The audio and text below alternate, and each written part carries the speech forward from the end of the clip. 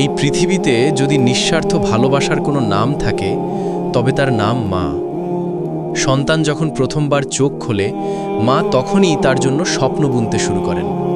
নিজের ঘুম, নিজের চাওয়া পাওয়া, নিজের কষ্ট সব কিছু ত্যাগ করে তিনি শুধু একটি হাসির অপেক্ষায় থাকেন। সন্তানের মুখের ছোট্ট হাসিটাই যেন তার পুরো দুনিয়া। সন্তান অসুস্থ হলে মা রাত জেগে থাকে।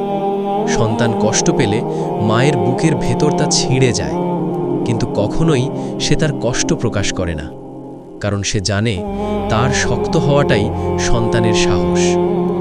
মায়ের দোয়া সন্তানের জীবনের সবচেয়ে বড় সম্পদ। পৃথিবী ছেড়ে সবাই চলে গেলেও একজন মানুষ সবসময় পাশে থাকে, আর তিনি হলেন মা।